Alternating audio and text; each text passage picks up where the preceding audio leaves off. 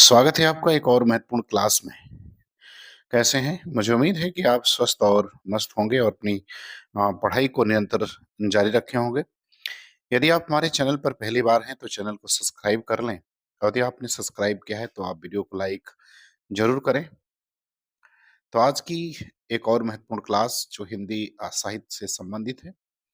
आज प्रश्नों की संख्या कुल 50 है और ये 50 प्रश्न जो है आपके लिए बहुत महत्वपूर्ण है, जो आपकी आने वाली परीक्षा पीजीटी की जो अक्टूबर में संभावित है। तो चलिए शुरू करते हैं आज की महत्वपूर्ण क्लास। पहला सवाल कह रहा है कि राजशेखर के नाटक का नाम है। आपको पहले सवाल का उत्तर देना है। राजशेखर के नाटक का नाम आपको बताना है। ए करे बाल रामायण, बी करे चंड कौशिक, सी करे कि नय सदानंद और डी करे कि आश्चर्य चूड़ामणि।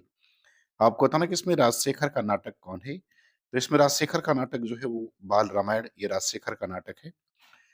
आ, यदि हम चंड कौशिक की बात करें तो ये छिमेश्वर का नाटक है। नैषधानंद को नैषधीय चरितम भी कहते हैं, हर्ष का नाटक है। और आचार्य चूड़ामणि की अगर बात करें तो ये शक्ति भट्ट के द्वारा लिखे गया नाटक है। दूसरा सवाल करें कि रघुवंश के रचयिता कौन है। रघुवंशम के रचयिता कौन है, आपको बताना है। ए कालिदास, बी बाण, सी भवभूति और डी माघ। तो रघुवंशम काव्य के रचयिता कौन है, ये आपको बताना है। तो रघुवंशम जो है वो कालिदास की रचना है। विकल्प ए जो है इसका उत्तर सही हो जाएगा। तीसरा सवाल कह रहा है कि प्रतिभा नाटकम के रचयिता कौन है। आपको ये बताना है कि प्रतिभा नाटकम के रचयिता कौन है। ए शूद्रक, बी भास, सी कालिदास और डी कह रहा है विश्वनाथ।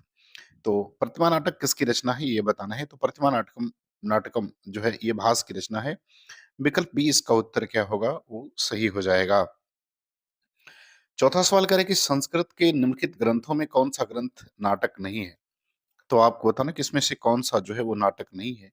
ए कह रहा है कि उभयमी सारिका, बी कह रहा है रघुवंशम, सी आपका कह रहा है मालती माधव और डी कह रहा है कि बेड़ी संहार। तो आपको ये बताना है कि इसमें से कौन सा नाटक नहीं है।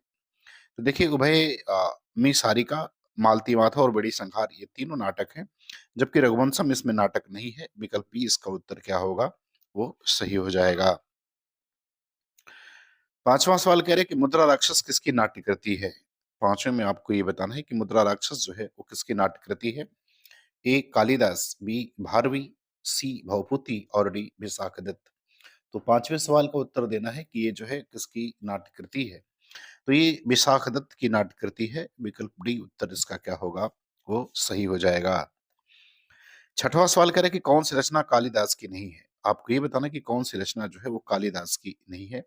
ए करे ऋतु संहार, बी कुमार संभव, सी करे बुद्धचरित और डी करे कि रघुवंश या रघुवंशम है। तो आपको बताना कि कौन सी रचना इसमें से कालिदास द्वारा लिखित नहीं है। तो बुद्धचरित जो है वो कालिदास के द्वारा लिखित नहीं है, यह अश्वघोष की रचना है। सवाल नंबर सातवां देखते हैं। कह रहे कौन सा नाटक भास का नहीं है। आपको बताना कि इसमें से कौन सा नाटक भास के द्वारा लिखित नहीं है। ए करे स्वप्नवास व दत्तम, बी करेक्ट प्रतिज्ञा यौगंधारायण, सी करेक्ट प्रतिभा नाटकम और डी करेक्ट की मुद्रा राक्षस। तो सातवें में बताना है कि जो भास के द्वारा लिखित नाटक इसमें से नहीं है उसका चयन करना है। तो मुद्रा राक्षस भास के द्वारा लिखित नाटक नहीं है, बल्कि यह जो है नाटक विशाख दत्त के द्वारा लिखित है।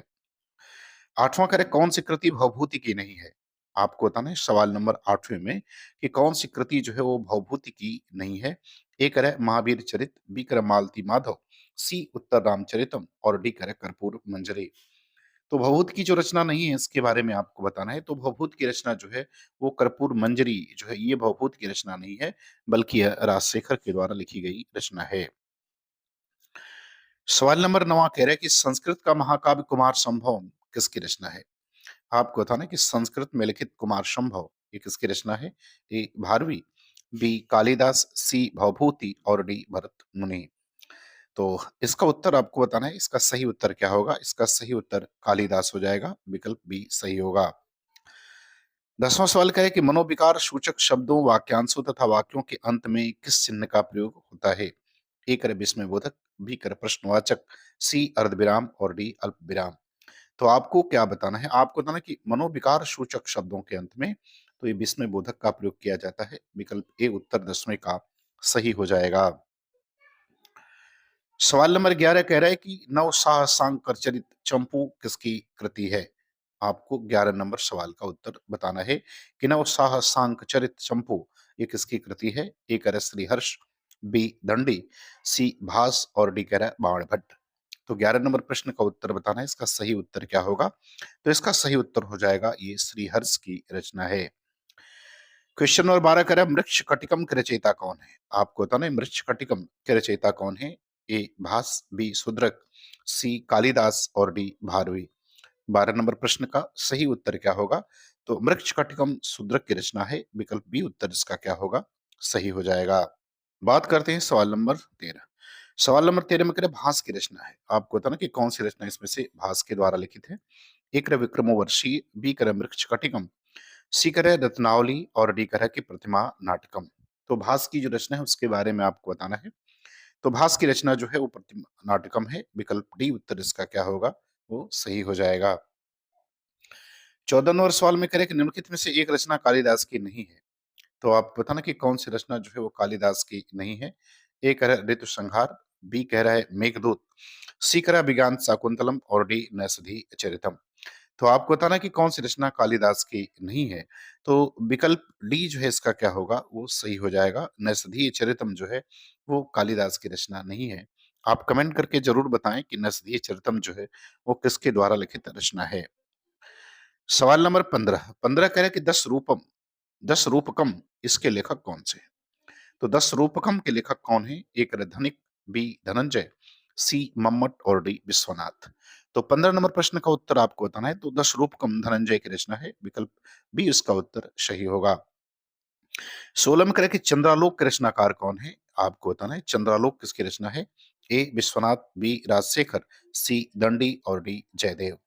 तो चंद्रालोक किसकी रचना है ये आपको बताना है। तो ये रचना जयदेव की है, विकल्प डी इसका उत्तर क्या होगा? वो सही हो जाएगा। 17 नंबर सवाल कह रहा है कि आत्मनम शब्द के चतुर्थी बहुवचन का रूप क्या बनेगा? तो आत्मनम शब्द के चतुर्थी बहुवचन का रूप आपको बताना है कि वो क्या बनेगा। ए करे कि आत्मन, बी करे आत्मभ्य, सी करे आत्मने और डी करे कि आत्मनो। तो आत्मन शब्द का चतुर्थी बहुवचन का रूप कौन सा बनेगा ये आपको बताना है। तो ये बनेगा आत्मभ्य, अर्थात विकल्प बी इसका उत्तर क्या होगा? वो सही होगा। 18 नंबर सवाल में करें कि इदम शब्द के तृतीया विभक्ति एक वचन का रूप क्या होगा? इदम शब्द स्त्रीलिंग का है, तो इसके तृतीया विभक्ति एक वचन के रूप में क्या बनेगा?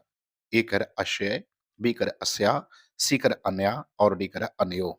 तो इदम का तृतीया विभक्ति एक वचन के रूप में इसका रूप जो होगा वो बताना है सवाल नंबर 18 में। तो इसका रूप अनया बनेगा, विकल्प सी जो है इसका उत्तर क्या होगा? वो सही हो जाएगा। सवाल नंबर 19 कह रहा है कि सह के योग में कौन सी विभक्ति प्रयुक्त होती है? आपको बताना कि सह के योग में कौन सी विभक्ति प्रयुक्त होती है। ए करे तृतीया, बी चतुर्थी, सी पंचमी और डी करे षष्ठी। तो सह के योग में तृतीया विभक्ति बनती है, विकल्प ए इसका उत्तर क्या होगा? वो सही हो जाएगा। 20 में करे चक्रपाणी में कौन सा समास है? आपको बताना है। ए करे बहुब्रीहि, बी इंद्र, सी कर्मधारय और डी दिगु। तो आपको चक्रपाणी में समास की पहचान करके बतानी है। तो चक्रपाणी अर्थात चक्र को धारण करने वाला विष्णु बहुब्रीहि समास हो जाएगा, विकल्प ए इसका उत्तर क्या होगा? वो सही होगा। सवाल नंबर 21 में कह रहा है कि छात्र ने दो पुस्तकें खरीदी का सही संस्कृत अनुवाद क्या होगा? तो इसको संस्कृत में अनुवाद करेंगे तो इसका बताना है, इसका उत्तर सही क्या होगा। एक तरह के छात्र द्वय पुस्तकें क्रीता, बी तरह के छात्र पुस्तकें अक्रीडित अक्रीडात, सी तरह के छात्र दो पुस्तकों क्रीता, सी तरह छात्र द्वय पुस्तकान क्रियन्ते।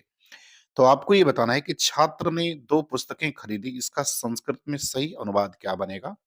तो इसका सही अनुवाद बनेगा छात्र पुस्तकें अक्रीडात, अर्थात विकल्प बी जो है इसका उत्तर क्या होगा? वो सही हो जाएगा। सवाल नंबर 22 में कह रहा है कि शुद्ध वाक्य का चयन कीजिए। तो आपको बताना कि इसमें से कौन सा वाक्य जो है वो शुद्ध है। एक रह ग्रामे परितः वृक्षा संति, बी कर ग्रामस्य परितः वृक्षा संति, सी कर ग्रामम परितः वृक्षा संति और डी कर ग्रामम परितः वृक्षा अस्ति। तो आपको बताना कि इसका सही शुद्ध जो इसमें से वाक्य है वो कौन सा शुद्ध वाक्य होगा। तो अगर हम 22 का उत्तर देखें तो 22 में ए गलत है, बी भी गलत है, जो सही है वो विकल्प सी सही हो जाएगा, ग्रामम परितः वृक्षा सन्ति। चलिए, अब आते हैं सवाल नंबर 23। 23 में करें कि सर्वस्य सर्वयो सर्वेशास किस विभक्ति के एक वचन, द्विवचन और बहुवचन के रूप हैं? एक है पंचमी, बी षष्ठी, सी सप्तमी और डी चतुर्थी। तो सर्वस्यो सर्वेषाम ये जो है किस विभक्ति के एक वचन, द्विवचन और बहुवचन का रूप है, आपको ये बताना है। तो ये आपका 23 नंबर सवाल का षष्ठी विभक्ति का रूप है ये, तो विकल्प बी इसका उत्तर क्या होगा, वो सही हो जाएगा। 24 नंबर सवाल में कह रहा है कि हरि शब्द का सप्तमी बहुवचन का रूप क्या होगा, ये आपको बताना है। ए करे हरिभिः, बी करे हरिभ्यः, सी करे हरिषु और डी करे हरीन्। तो 24 नंबर प्रश्न का सही उत्तर क्या होगा? तो सप्तमी का बहुवचन रूप हरिषु हो जाएगा। विकल्प सी इसका उत्तर क्या होगा? 24 का सही होगा। सवाल नंबर 25 में कह रहे हैं कि हस धातु के लंग लकार मध्यम पुरुष द्विवचन का रूप क्या होगा? तो आपको हस धातु का लंग लकार मध्यम पुरुष द्विवचन का रूप बताना है। ए करे कि अहसः, बी करे अहसतम, सी करे कि अहसन और डी करे कि अहसताम। तो आपको हस धातु का लंग लकार मध्यम पुरुष द्विवचन का रूप बताना है, तो अहस्तम हो जाएगा। विकल्प बी इसका उत्तर क्या होगा? वो सही होगा।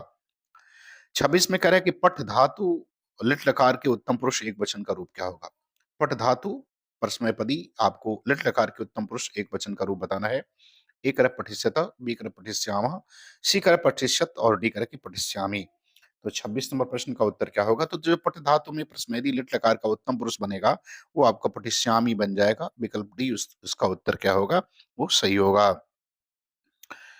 सवाल नंबर 27 कह रहा है कि अस्मद में शब्द का तृतीय बहुवचन रूप क्या होगा? तो इसका आपको तृतीय बहुवचन का रूप बताना है। ए कर अस्मान, बी कर वयम, सी कर अस्मत् और डी करे कि अस्मा भी। तो अस्मत् का में शब्द का तृतीय बहुवचन रूप जो है वो आपको बताना है 27 नंबर सवाल में। तो इसका रूप अस्मा भी हो जाएगा। विकल्प डी जो है इसका उत्तर सही होगा, अस्मा भी। 28 में करे कि हरिणा हरिम्या हरिभ्याम हरिभि किस विभक्ति के एक वचन, द्विवचन, बहुवचन के रूप हैं? आपको 28 नंबर प्रश्न को एक बार फिर से सुने। हरिणा, हरि में भ्या, हरिभ्याम और हरिभि ये किस विभक्ति के एक वचन, द्विवचन और बहुवचन के रूप हैं? एक है पंचमी, बी चतुर्थी, सी तृतीया और डी है सप्तमी। तो 28 नंबर प्रश्न का उत्तर आपको बताना है, इसका सही उत्तर क्या होगा? तो ये सभी जो है तृतीया जो है वो के रूप हैं। तृतीया का जो है वो बहुवचन एक वचन, द्विवचन और बहुवचन रूप जो है तृतीया विभक्ति का रूप जो है ये बनेगा आपका 28 नंबर सवाल। बात करते हैं सवाल नंबर 29। सवाल नंबर 29 में कह रहा है कि इत्यलम में कौन सी संधि है? ए कह रहा है यण, बी गुण, सी वृद्धि और डी कह रहा है दीर्घ संधि। तो इत्यलम में आपको संधि बतानी है, तो इत्यलम में यण संधि है। विकल्प ए उसका उत्तर सही हो जाएगा। 30 नंबर सवाल में कह रहा है कि हिंदी साहित्य के 700 से 1400 ईस्वी के कालखंड को ग्रेसन ने क्या नाम दिया है? तो 700 से 1400 के समय को ग्रेसन क्या नाम देते हैं, आपको ये बताना है। एक है संधि काल, बी प्रारंभिक काल, सी चारण काल और डी अभ्रंश काल। तो यदि ग्रेसन का के कालखंड को अगर देखा जाए 700 से 1400 का, तो उसको चारण काल नाम देते हैं। विकल्प सी इसका उत्तर क्या होगा? वो सही हो जाएगा। सवाल नंबर 31 में करें कि द्वैतवाद किस आचार्य द्वारा प्रवर्तित संप्रदाय है? तो आपको ये बताना है कि द्वैतवाद किस आचार्य द्वारा जो है प्रवर्तित जो संप्रदाय है, वो द्वैतवाद किसके द्वारा दिया गया सिद्धांत है? ए करण निम्बार्काचार्य, बी विष्णु स्वामी, सी रामानुजाचार्य और डी करण मध्वाचार्य। तो 31 नंबर प्रश्न का बताना है उत्तर कि द्वैतवाद किस आचार्य द्वारा प्रतिपादित संप्रदाय है? तो ये मध्वाचार्य के द्वारा दिया गया सिद्धांत है। विकल्प डी उत्तर इसका सही होगा। 32 में करें कि दुखी जीवन की कथा रही क्या कहूँ आज जो नहीं कही, काव्य पंक्तियां किस कृति की हैं? तो आपको ये बताना है कि ये पंक्ति जो है वो किस कृति से ली गई है। ए आंसू, बी सरोज स्मृति, सी राम की शक्ति पूजा और डी कह रहा है निर्झरी इड़ी। तो आपको बताना है कि किससे ली गई है? तो ये पंक्ति सरोज स्मृति से ली गई है। विकल्प बी इसका उत्तर सही होगा। और ये सरोज स्मृति जो है वो निराला के द्वारा लिखी गई रचना है। 33 नंबर सवाल में कह रहे हैं कि भाषा बहुत परिष्कृत और परिमार्जित न होने पर भी कबीर की उक्तियों में कहीं कहीं विलक्षणता, प्रभाव और चमत्कार है। प्रतिभा उनमें प्रकृति, इसमें संदेह नहीं है। इन पंक्तियों के लेखक कौन है? अर्थात ये पंक्ति किसके द्वारा कही गई है? ए डॉक्टर नगेंद्र, बी आचार्य हजारी प्रसाद द्विवेदी, सी डॉक्टर राममूर्ति त्रिपाठी और डी करे कि आचार्य रामचंद्र शुक्ल। तो आपको ये बताना है कि ये पंक्ति किसके द्वारा जो है वो कही गई है। तो ये पंक्ति शुक्ल के द्वारा कही गई है। विकल्प डी इसका उत्तर जो है वो 33 का क्या होगा? सही हो जाएगा। सवाल नंबर 34 पर आते हैं। करें कि आचार्य शुक्ल हिंदी की पहली कहानी किसे मानते हैं? ए 11 बरस का समय, बी इंदुमती, सी दुलाई वाली और डी गुलबहार। तो आचार्य शुक्ल की बात अगर की जाए तो उन्होंने इंदुमती को हिंदी की पहली कहानी माना है और यह इसका प्रकाशन सरस्वती पत्रिका में हुआ था। विकल्प बी उत्तर इसका सही हो जाएगा।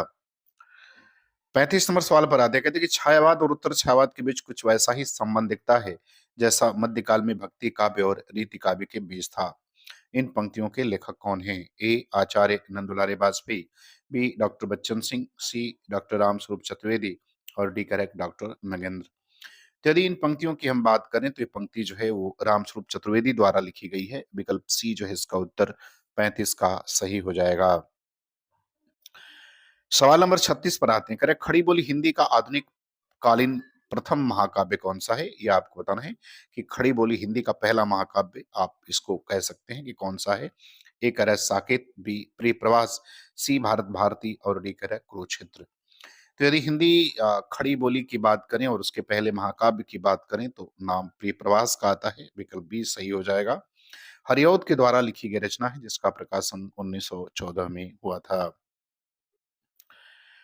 सवाल नंबर 37 में कह रहा है कि नई कविता की प्रमुख प्रवृत्ति क्या है? आपको बताना है कि नई कविता की प्रवृत्तियां प्रमुख प्रवृत्ति क्या है? ए करे बौद्धिकता का प्राधान्य, बी करे यथार्थवाद का अत्याग्रह, सी करे कुंठा निराशा संदेह की अभिव्यक्ति और डी करे कि उपयुक्त सभी।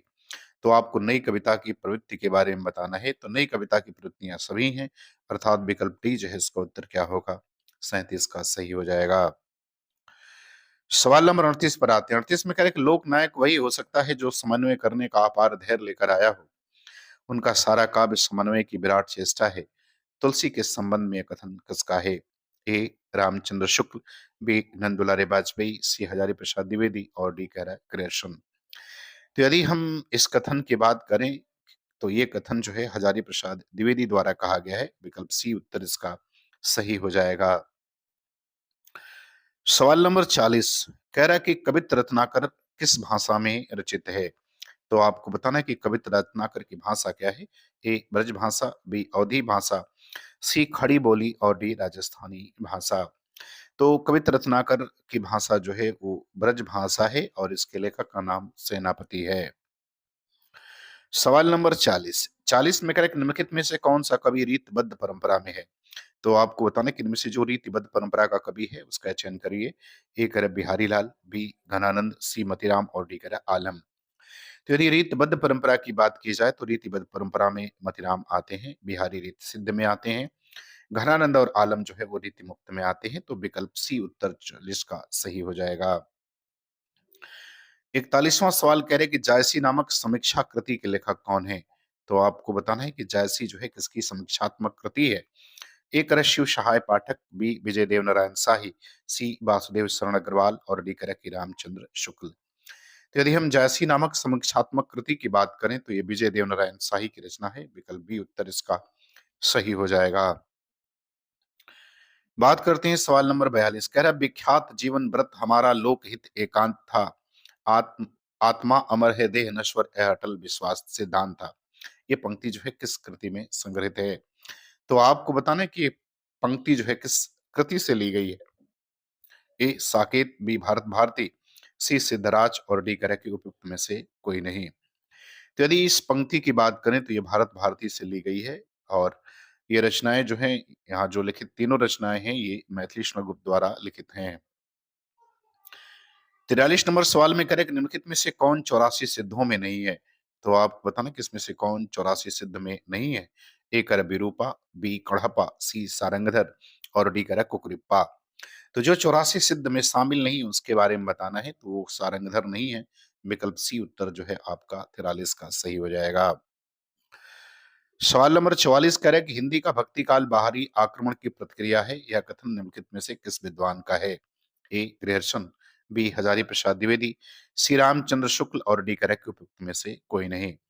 तो आपको ये बताना कि किसने जो है भक्ति काल को बाहरी आक्रमण की प्रतिक्रिया का प्रतिफल माना है। तो ये मानते हैं आपके आचार्य रामचंद्र शुक्ल। विकल्प सी उत्तर सही होगा। अब आते हैं सवाल नंबर 45, कह रहा है कि समानांतर कहानी के प्रवर्तक कौन है? तो आपको ये बताना है समानांतर कहानी के प्रवर्तक। ए कह रहा है मोहन राकेश, बी राजेंद्र यादव, सी कमलेश्वर और डी कह रहा है हिमांशु जोशी। तो समानांतर कहानी की बात करें तो ये सारिका पत्रिका के माध्यम से इस कहानी का प्रवर्तन जो है, यह कहानी की शुरुआत जो है वो सारिका पत्रिका के माध्यम से होती है और इसके प्रवर्तक कमलेश्वर हैं। विकल्प सी इसका उत्तर क्या होगा? वो सही हो जाएगा 45 का। 46 नंबर सवाल में कह रहा है कि निम्नलिखित में से कौन सी रचना रेखा चित्र है? आपको ये बताना है कि कौन सी रचना रेखा चित्र है। ए कह रहा है पथ के साथी, बी कह रहा है श्रृंखला की कड़ियां, सी कह रहा है यामा और डी कह रहा है दीपशिखा। तो 46 नंबर सवाल का आपको बताना है कि रेखा चित्र इसमें कौन सा है। तो रेखा चित्र की बात करें तो श्रृंखला की कड़ियां जो है वो रेखा चित्र। विकल्प बी जो है इसका उत्तर 46 का क्या होगा? वो सही हो जाएगा। और ये सभी की सभी रचनाएं जो है वो महादेवी वर्मा द्वारा लिखित हैं। सवाल नंबर 47 में कह रहा है कि कुमार यह मृत्यु और निर्वासन का सुख यह तुम अकेले ही लोगे, यह नहीं हो सकता, किस नाटक की पंक्ति है? आपको बताना है कि किस नाटक से लिया गया है। ए करे जन्मेजय का नागयज्ञ, बी करे घूंट सी कामना और डी करे धृष्वामिनी। तो 47वें प्रश्न का आपको उत्तर बताना है। तो इसका उत्तर विकल्प डी हो जाएगा धृष्वामिनी। और ये सभी रचनाएं जो है वो जयशंकर प्रसाद के द्वारा लिखित हैं। सवाल नंबर 48 में कह रहा है कि रानी केतकी की कहानी के रचनाकार कौन है? आपको बताना कि ये कहानी किसकी है। ए करे लल्लू लाल, बी सदल मिश्र, सी इंशाअल्लाह खां और डी करे कि राजा लक्ष्मण सिंह। तो यदि हम रानी केतकी की कहानी के रचनाकार की बात करें तो उनके रचना का नाम इसाल खां है। विकल्प सी इसका उत्तर जो है वो सही हो जाएगा। बात करते हैं सवाल नंबर 49 की। कह रहा है प्रिया नीलकंठी तथा निषाद बांसुरी किसके निबंध हैं? प्रिया नीलकंठी और निषाद बांसुरी इन निबंधों के बारे में बताना किसके हैं। ए का रमेश चंद्र शाह, बी विद्यानिवास मिश्र, सी कुबेरनाथ राय और डी करा कि श्री राम परिहार। तो 49 नंबर प्रश्न का सही उत्तर बताना है। तो प्रिया नीलकंठी और निषाद बांसुरी एक कुबेरनाथ राय के निबंध हैं। विकल्प सी उत्तर इसका सही होगा। 50 नंबर सवाल में कह रहा है कि कामायनी एक पुनर्विचार नामक आलोचनात्मक ग्रंथ के लेखक कौन है? आपको ये बताना है। एक रामस्वरूप चतुर्वेदी, बी रामविलास शर्मा, सी डॉक्टर नगेंद्र और डी करें गजानन माधव मुक्तिबोध। तो कामायनी एक पुनर्विचार नामक आलोचनात्मक ग्रंथ की बात करें तो ये ग्रंथ जो है गजानन माधव मुक्तिबोध का है। विकल्प ए जो है इसका उत्तर सही हो जाएगा। कामायनी एक पुनर्मूल्यांकन की बात करें तो रामस्वरूप चतुर्वेदी के द्वारा लिखित एक आलोचनात्मक ग्रंथ है। तो मुझे उम्मीद है कि ये वीडियो आपको अच्छी लगेगी, आपको पसंद आएगी, आपको अच्छा लगे। तो आप चैनल को हमारे सब्सक्राइब जरूर करें। पूरा वीडियो देखने के लिए आपका बहुत बहुत धन्यवाद।